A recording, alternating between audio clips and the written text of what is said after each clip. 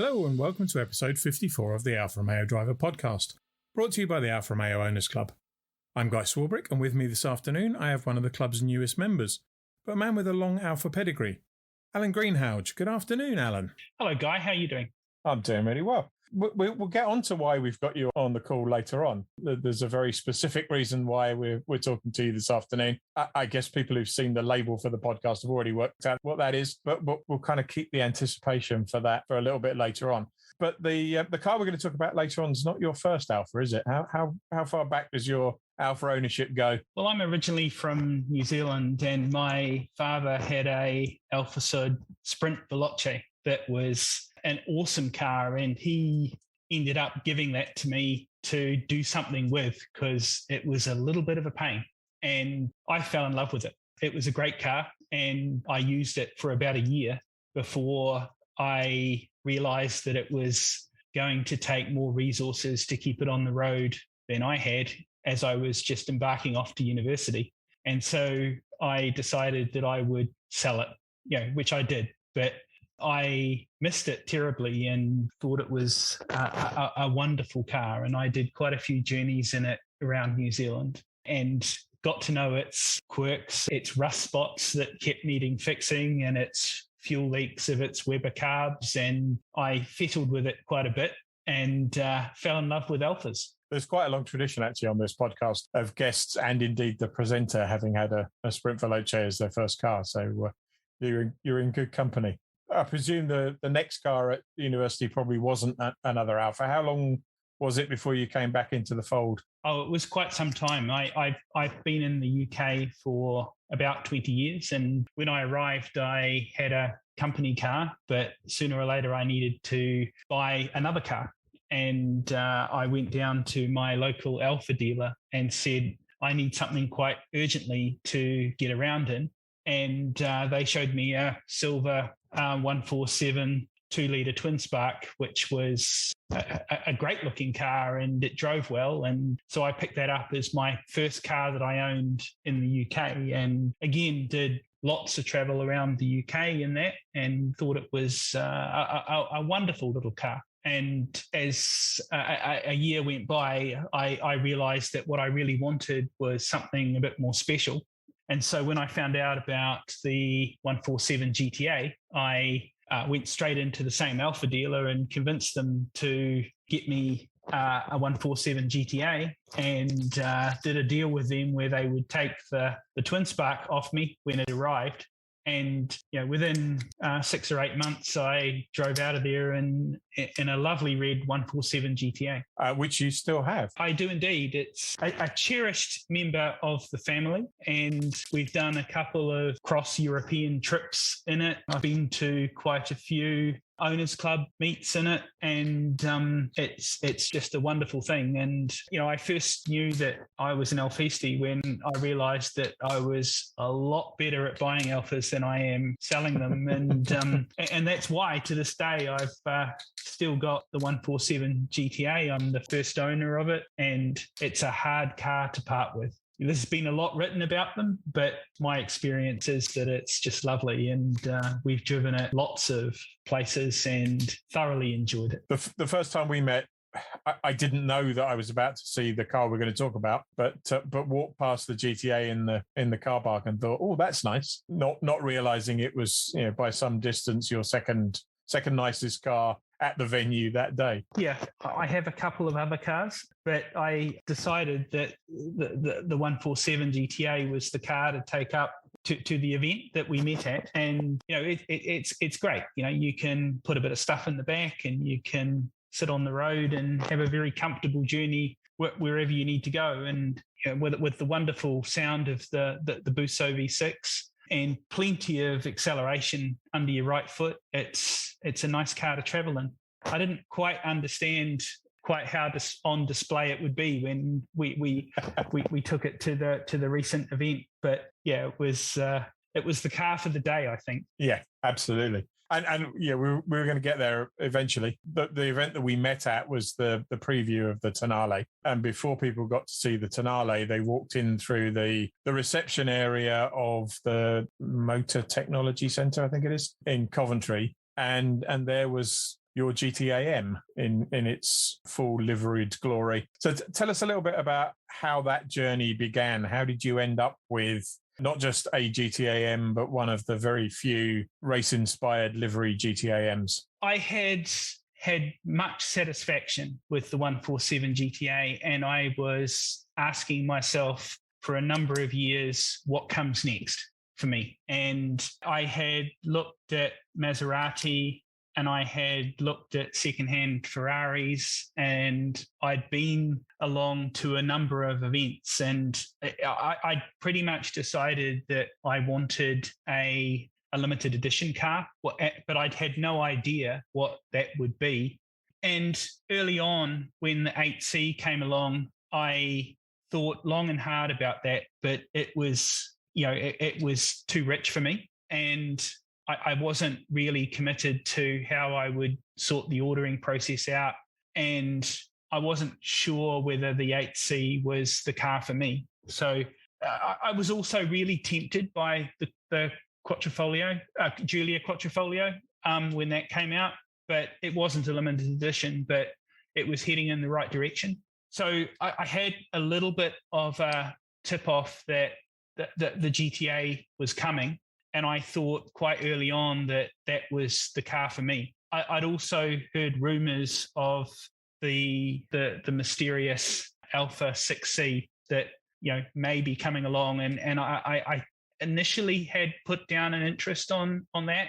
I didn't pay a deposit or anything like that, but again, it wasn't a limited edition, and then it became a Maserati, and allegedly, who knows? But when I knew more about the GTAm, it was the car that we were looking for, and of course, I didn't know much, but what I did know is that I would learn more at Geneva, and so March 2020, I booked a flight to Geneva to go to the motor show, and I had a hotel. Nice, quiet, uneventful month. Yes, exactly. I had a hotel booked and everything, and was led to believe I would see something interesting. So, and then of course the world ended, and the COVID came along, and there was no Geneva Motor Show, and I reevaluated.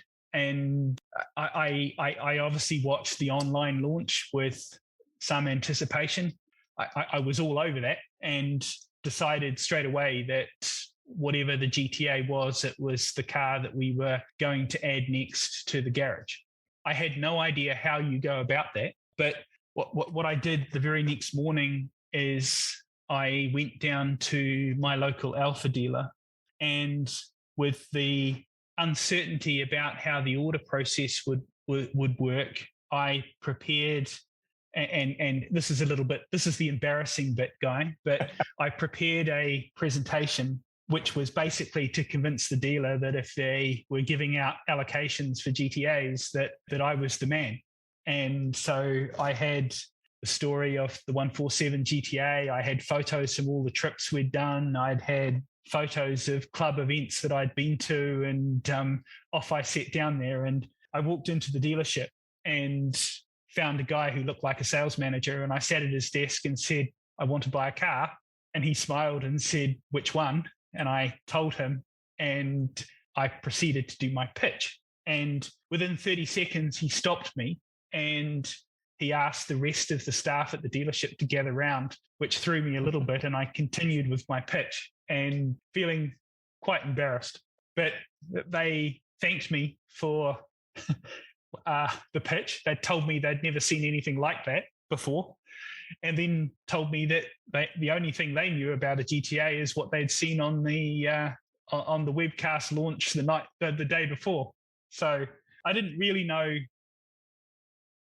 I mean, you described that as embarrassing, but I think when you're trying to get what you can probably reasonably expect to be one of a 5 to 10% allocation of 500 cars, I think that's a perfectly rational approach. Yeah, well, I thought that if the GTA was for me and I didn't do this, then I would kick myself if it made the difference. But the dealer was great, and eventually, later that week, sent me through a bunch of materials that they'd obviously had emailed out from Italy, and so I started the process. But I found out that in the UK that the dealers weren't going to have too much to do with the ordering process and that it was going to be done by head office. So I picked up the phone to Italy and started calling, and they were surprised. But I have to say, they called me back.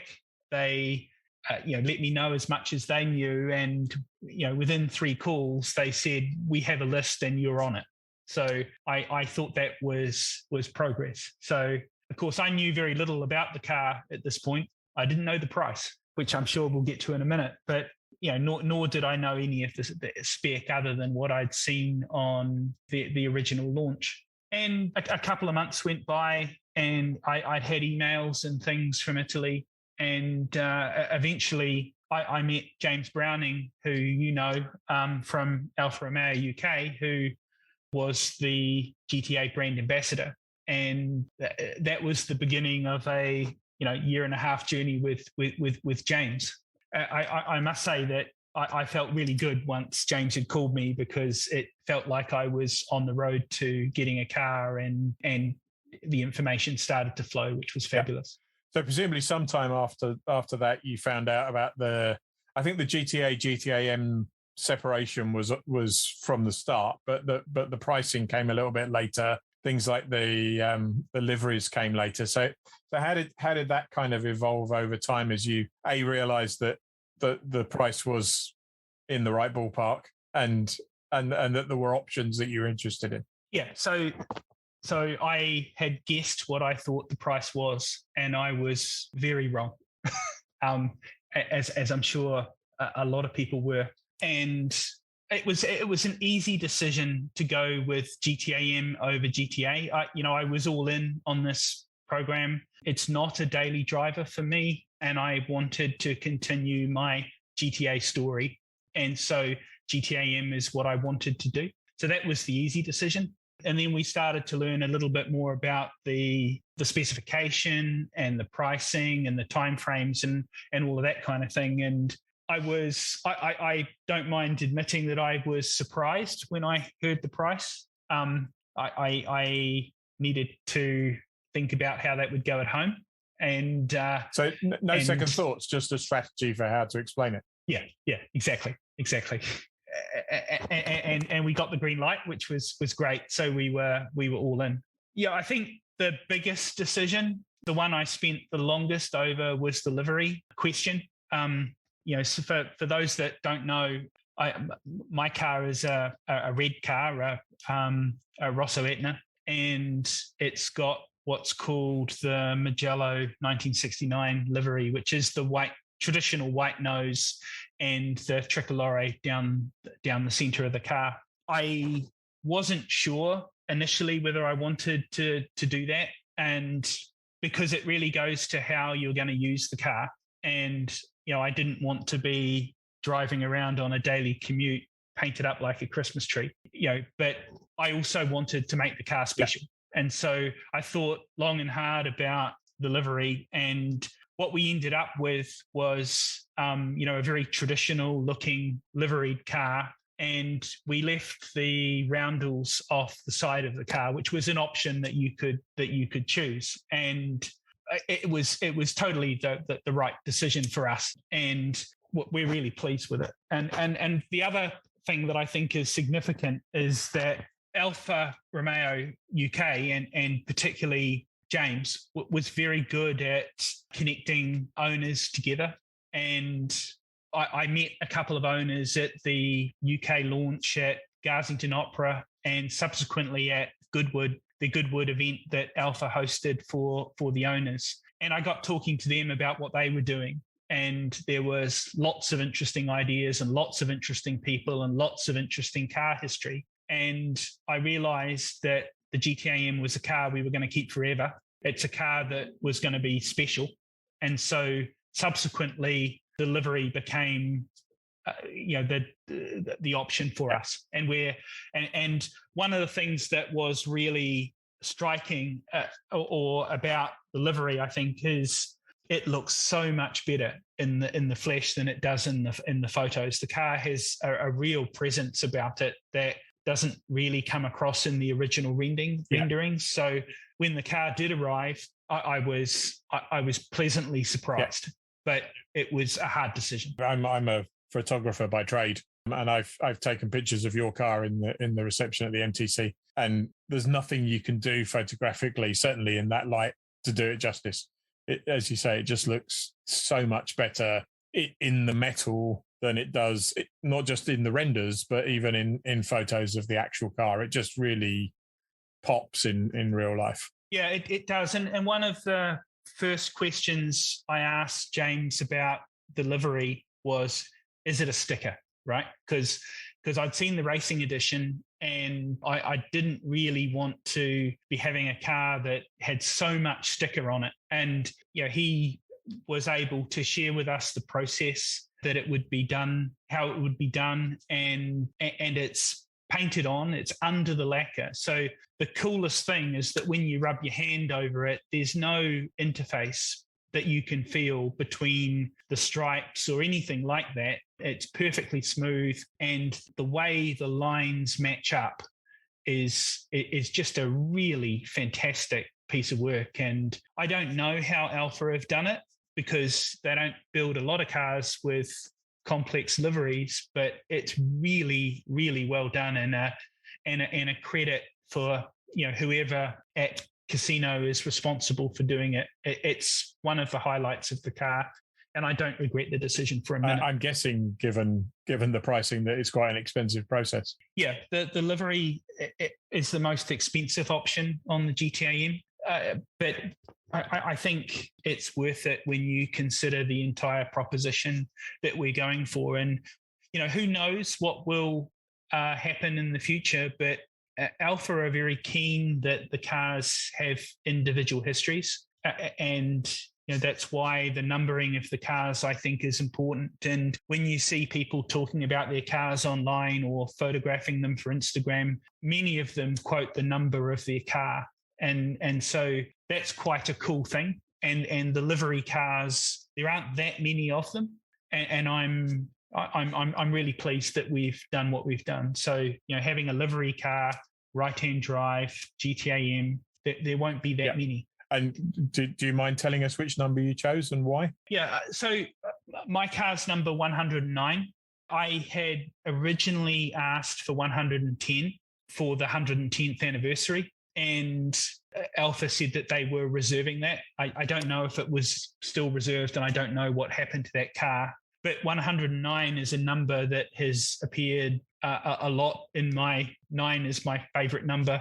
And I've used 109 for a lot of things that I've done in my life. So 109 was the obvious choice for me. I did wonder with the delays of the program whether I should have gone for 111, but my car's 109. And you did get it before 112, so that was one thing. It's interesting that you talk about the racing edition, because I spoke to quite a lot of people when that came out, and we didn't know the GTAm was coming at that point. And a lot of people looked at that and said, yeah, it's stunning, but I'm not sure that I'd want to own it. You go to a dealership and see it, and it's impressive, and the link to the racing team's interesting. And actually, a lot of the extras and the carbon aero bits and stuff on it were quite interesting.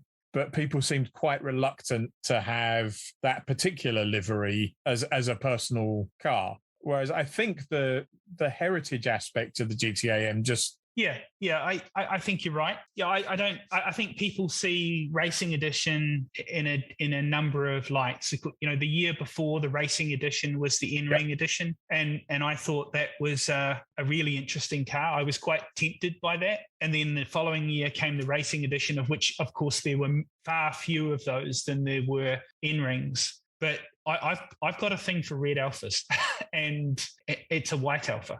I'm pleased that I hung on. And I know it's not logical, but the GTA badge is a little bit of magic for me, and I can't really explain that. And in terms of the Alfa journey that I'm on, I think that the GTAm is probably the pinnacle of my Alfa ownership. Of course, I don't know what comes next, which is another whole conversation. And when we met in Coventry, I think you'd had it for a couple of days, I think, but hadn't yet driven it. Where are we now? I I still haven't driven it much.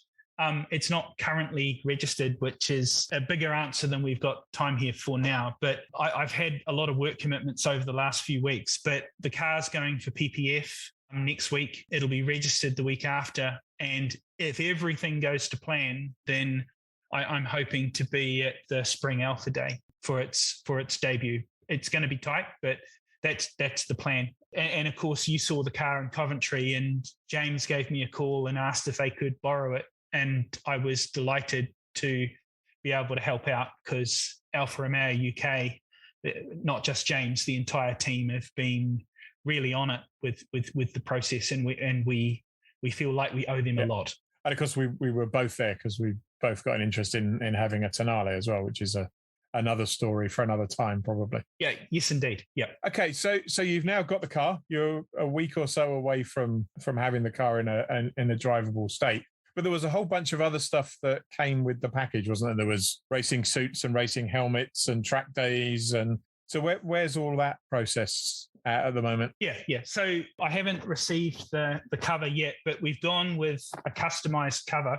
So the cover is identical to the car's livery, which I think will look really cool. The only concern I have about the cover is that it's so nice that I might need a cover for the cover. But yeah, James still owes us a few bits. The driving in Italy is, I think, scheduled for April, May and June. I don't know which of those we're going to go to, but I'm looking forward to that. And I think the bucket list is we want to take the GTAm out to Italy and do some things with it. So it's not going to be a garage queen. It's going to be used as much as we possibly can, and we're going to do as many car themed things as we can squeeze in. I want to use it as much as possible. And the race suit and the helmet, does that come at the point of the track day, or are they in a box somewhere? I assume they're in a box somewhere in Coventry, but haven't arrived yet. I can't really imagine myself using the race suit, but I would like to do some track days and stuff, so the helmet will be a new addition, which will be great. But I think one of the things that we're really keen to do is to keep together all of the things that were about the ordering process and the car and the experience, and the helmet and the race suit are an integral part of that. So even if they don't get used, they will be important additions. And that's what we're going to do. Race suit will probably frame up quite nicely as well. See people do with rugby shirts and football shirts and things. Just needs to be a longer frame. Yeah, exactly. I'm not sure I've got the physique these days for a tight fitting race suit. But then you order it in a really small size so that it's easier to frame. Yeah, I can't remember what size I ordered it in, but probably won't fit no matter what I've done. So you talked about options. Obviously, one of the options was livery, and another one was not having the roundels on the livery. What were the other options, and what else did you take? So I ordered another set of wheels for the car, which I've got in my workshop. But I learned pretty quickly with the 147 GTA that it was nice to have another set of wheels, because they're unattainable these days. So I've got another set of wheels. So there was a good deal on offer for GTAm owners to buy second sets of wheels. So we did that. In terms of other options, there were things like the belt color and the caliper cover and things like that were also options. And we spent a lot of time on it. I didn't know how to use Photoshop, but I got myself a copy of Photoshop and we mocked the car all up and looked at various different options. But what we ended up coming up with was keeping the main colors of the car red and white. We wanted a very traditional Alfa look. And so we ended up going with red calipers. And what we discovered when we Photoshopped up the car was that if you look at the way the white blends into the wheel wells, then the calipers are exactly on the red side of that boundary. And so we thought we'll put red calipers on, and it looks brilliant. I must say we're really pleased with it. I can't think of any other options with the car. We've got red calipers, red belts, red stitching, and the livery. Right. That's what we've gone with. Yep. I know a lot of I use the word a lot. There aren't a lot of any of them around, but a lot of the people who ordered GTAs rather than GTAMs also went for the GTAm kit, aero kit. That there'll be a lot more cars that have that look than than there are actually GTAMs around. Yeah, I think if you've got kids and that becomes an important part, you've got to have the 4 or 5 seats, but you want the GTAM look, then the Aero Kit is the way to go. But the Aero Kit is not only the rear wing and the front splitter, it's also the different suspension configuration as well for the different downforce on the car. So I know a few people who have gone that way, but for us, we wanted the full race seats and the half cage and all the drama that goes with that. And when you sit in the car, you really do have to climb into it and lower yourself in, and it's quite a snug driving position, and it feels special. It does. It does. I drove the green press car in a test for the magazine, and about the only thing I could fault with it, and it's not a fault of the car, was the level of frustration of driving a left-hand drive GTAM on UK country roads. So right-hand drive is a huge deal, I think, with that car. I had the opportunity to drive the green press car at Goodwood and on the road, and I hadn't driven one before that. And so it was a little bit intimidating to be thrown into a GTAM on a very wet day at Goodwood and expected to go out and do a few laps. But we were coached well by Alfa Romeo, and I did not want to become famous for being the only guy in the world that buffed a GTAM into the wall at Goodwood. So, but it was a great day, and driving the press car was super fun. Yeah, I think it was a now immortal, if not in a positive way, delivery driver who took the crown for damaging that green car on the way to the Classic Motor Show at the NEC. Yes, I've heard the story, and couldn't possibly say. I know Autocar drove it to Italy afterwards, when it had been hastily repaired at the press garage in Slough. And I've looked through all the pictures, and I can't see the join. So they did a pretty good job. Yeah, I think so. I think that I take the crown for asking James Browning more questions than any other owner in the UK. But the one that really threw him is a week before Auto Italia at Brooklands. I hadn't heard what they were doing. So I phoned James and asked if I could borrow the car for the weekend because I wanted to go to a car show, and there was silence on the other end of the phone. Anyway, to his credit, he called me back and said that they'd decided to take the car themselves. Right. So I think I may be responsible for at least prompting them into some action to take the car there. But the green car at Auto Italia looked brilliant, and it definitely was the car of the day, I think, in terms of the reaction that it got. So we talked about the process up to now. What's the ownership process like from now on? Because I presume you don't just take a GTAM to your local Alfa dealer to have work, let alone carbon bits change should that be needed. So there's a couple of things that I think are important about GTAM. The run-in process is very specific. It's more detailed than anything else I've seen, and it's clear that they care quite a lot about the experience of the car going forward. Also, Alfa Romeo UK head office coordinate the servicing of the car, and I believe that they've nominated a main dealer in the north and the south that will mainly deal with the cars. Although I do believe you can take it to any dealer. I happen to be quite close to the dealer that's been nominated in the south, but I believe that the process is overseen by Alfa Romeo UK centrally. Yeah, which I guess for the number of cars isn't that onerous a task, and given what you paid for them is probably the least you could ask. Yeah.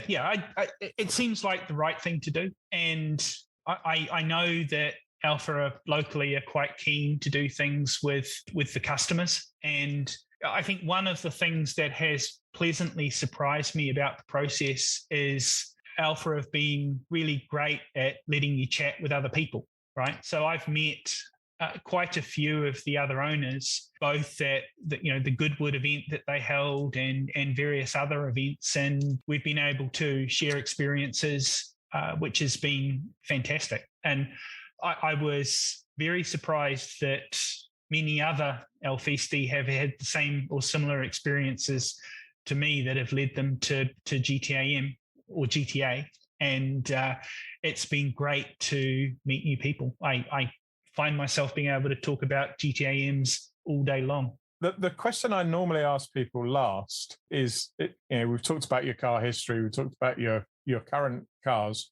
My next question is usually, what's your dream Alfa, the one Alfa you haven't got and would like? And your GTAm is the answer a lot of people give. But is there anything else you'd like to have in the garage alongside it? I do have other cars that I don't talk about so much. I've got an old Porsche 964, which you may wonder why an Alfisti has a Porsche, but I felt it was a itch I needed to scratch, and it also strangely reinforced that I'm an Alfa fan. I like all my cars, but the GTAs are the ones that I somehow feel special in because I know how they feel and I enjoy them the most. But, I don't know. It's never, ever, ever, ever going to be possible. But I fell in love with the 33 Stradale when I was a little kid. And that's a beautiful car. And I wandered past one of these specialist dealers that sell historic racing cars a few years ago, and they had a T33 race car in the window, and I'd actually seen the car race, and I looked at it and wondered how that would ever be possible. And of course, it's not practical, right? But the 33 Stradale is the most beautiful car ever made, in my opinion. You don't fancy completing the GTA set with something from the late 60s, early 70s? I do. I absolutely do. Alas, in life, Guy, you have to make some choices. Yeah. When I say completing the set, I don't mean one of every variant of the GTA and GTAm and the 156. I just meant another one. So I was fascinated by the 155 GTA Stradale story, the one-off, and I followed that as it went to auction, and that's an amazing story, but I'm not sure that's attainable. Yeah. But who knows? I think, while I love the original GTAs, I think my experience with Alfa, due to my age, starts after those cars. And to be, my story, I think, is from the 147 GTA onwards, which is why the current GTAm, the Giulia GTAm, is the perfect car for us. And it was a really easy decision to list that car as number one on the bucket list, despite challenges like delays and price and COVID. But I think what the car has done for us is the delivery of the car has been totally linked to COVID, and the pandemic will always be remembered for our GTAm journey. Brilliant. I think that's a fantastic place to end. Thank you very much for taking the time to be with us today, and hopefully I'll see you out and about in the car during the course of the year. Thanks very much. You absolutely will. Thank you, Guy. That's all we've got time for this week.